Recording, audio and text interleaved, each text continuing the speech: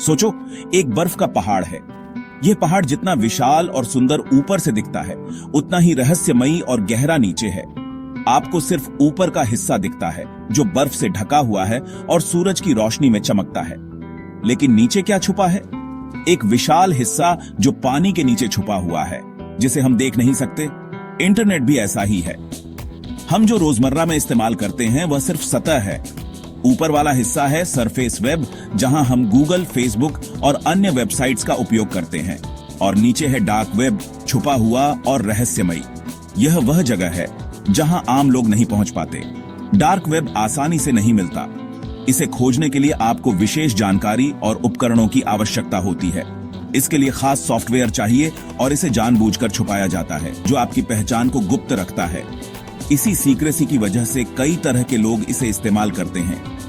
कुछ लोग अपनी पहचान छुपाने के लिए, तो कुछ लोग गुप्त जानकारी साझा करने के लिए, कुछ लोग अच्छे कामों के लिए, जैसे सीक्रेट जानकारी शेयर करने के लिए, जैसे व्हिसलर ब्लोअर जो भ्रष्टाचार का पर्दाफाश करते हैं। दूसरे लोग गलत कामों के लिए, जैसे चोरी का डेटा बेचने के लिए। साइबर अपराधी जो अवैध गतिविधियों में लिप्त होते हैं। आज के डिजिटल जमाने में डार्क वेब को समझना बहुत जरूरी है।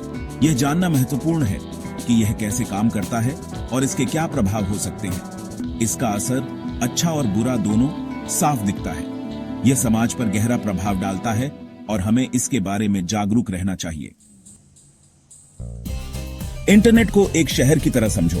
सरफेस वेब भीड़ भाड़ वाली सड़कों जैसा है, जहां दुकानें और कैफे यानी वेबसाइट्स आसानी से मिल जाती हैं। गूगल यहां आपका मैप है।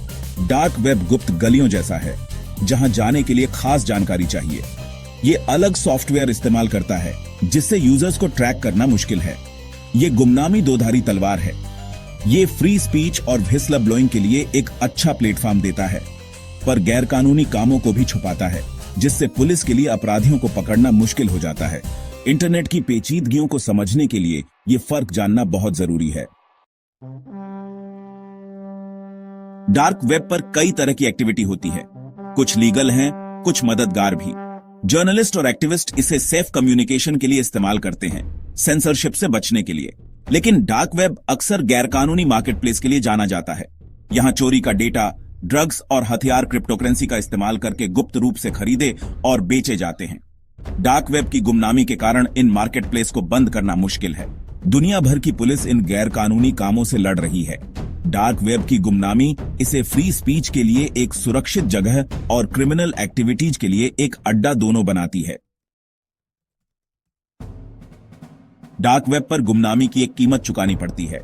यूजर्स स्कैम और मालवेयर का शिकार हो सकते हैं। भरोसा कम होता है और धोखा आम बात है। पुलिस डार्क वेब पर काम करने वाले अपराधियों को पकड़ने के लिए एक्टिवली काम कर रही है।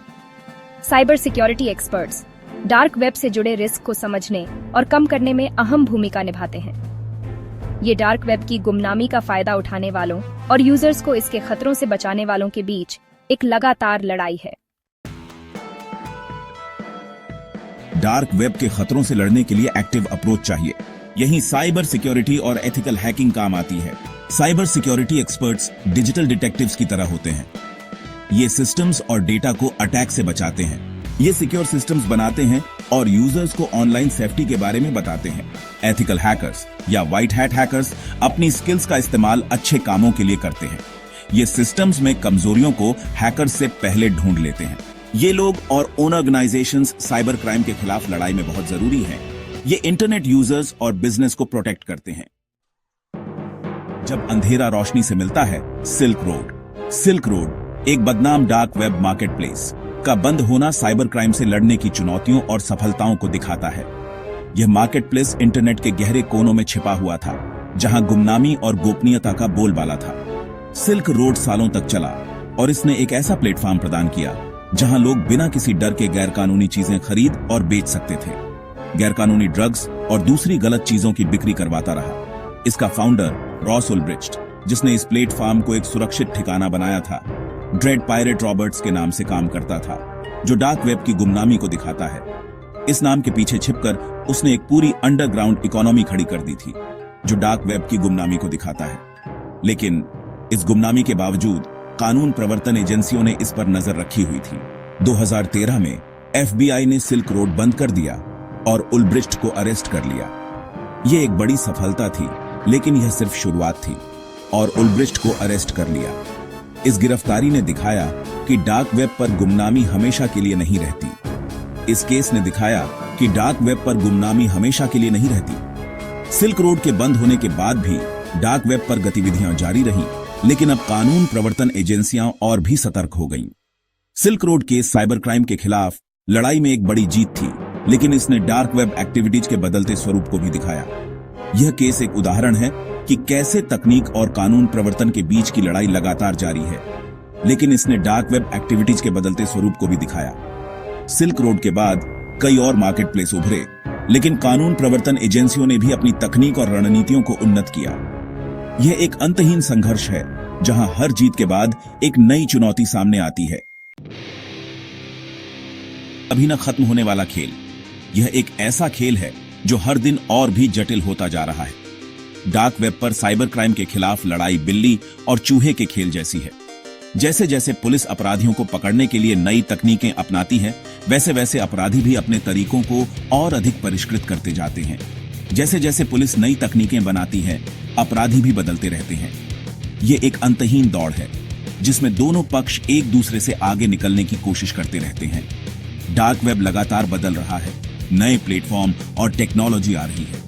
हर दिन नए खतरे और चुनौतियां सामने आती हैं, जिनसे निपटने के लिए पुलिस और साइबर सुरक्षा विशेषज्ञों को हमेशा तैयार रहना पड़ता है। इससे पुलिस के लिए मुकाबला करना मुश्किल हो जाता है। उन्हें हर समय सतर्क रहना पड़ता है और अपने कौशल को लगातार अपडेट करना पड़ता है। डार्क वेब पर साइबर क्राइम से निपटने के लिए अंतर्राष्ट्रीय सहयोग बहुत जरूरी है। विभिन्न देशों के विशेषज्ञ एक साथ मिलकर काम करते हैं ताकि इन खतरों का सामना किया जा सके। अपराधी अक्सर देशों की सीमाओं के पार काम करते हैं, जिसके लिए दुनिया भर की पुलिस को साथ मिलकर काम करना पड़ता है। यह एक वैश्विक समस्या है, जिसे केवल वैश्विक सहयोग से ही हल किया जा सकता है। डार्क वेब पर साइबर क्राइम के खिलाफ लड़ाई के लिए लगातार निगरानी, नई खोज और सहयोग की जरूरत होती है। यह एक ऐसा क्षेत्र है जो हमेशा बदलता रहता है और इसमें काम करने वाले लोगों को हमेशा एक कदम आगे रहना पड़ता है। साइबर सुरक्षा विशेषज्ञों और पुलिस अधिकारियों के लिए यह एक निरंतर चुनौती है, लेकिन वे इस चुनौती को स्वीकार करते हैं और हर दिन इसे बेहतर बनाने की कोशिश करते हैं। डार्क वेब भले ही दूर लगता हो, लेकिन इसका असर रोजमर्रा की जिंदगी में दिखता है। डेटा ब्रीच, आइडेंटिटी थेफ्ट और ऑनलाइन स्कैम असली खतरे हैं। खुद को बचाने की शुरुआत जागरूकता से होती है। इंटरनेट के रिस्क को समझें, सरफेस वेब और डार्क वेब दोनों पर। अच्छी साइबर हाइजीन रखें, स्ट्रॉन्ग पासवर्ड इस्तेमाल करें, ऑनलाइन शेयर की जाने वाली जानकारी के बारे में सावधान रहें और अपने सॉफ्टवेयर को अपडेट रखें।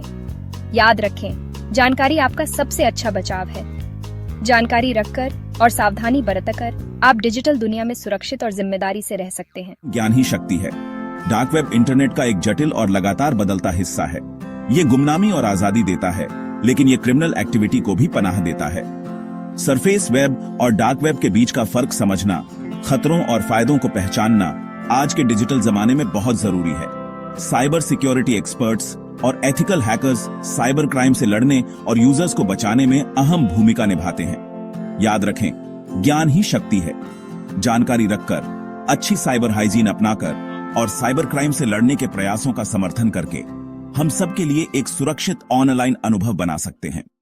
अगर आप साइबर सिक्योरिटी, एथिकल हैकिंग और इस बढ़ती हुई डिजिटल दुनिया में सुरक्षित रहने के तरीके के बारे में ज्यादा जानना चाहते हैं, तो सब्सक्राइब बटन दबाना न भूलें और नोटिफिकेशन ऑन कर लें, क्योंकि इस चैनल पर हम आपको वह ज्ञान और उपकरण देने के लिए प्रतिबद्ध हैं जिनकी आपको डिजिटल दुनिया में सुरक्षित और सिक्योर तरीके से आगे बढ़ने के लिए जरूरत है। सावधान रहें, सुरक्षित रहें।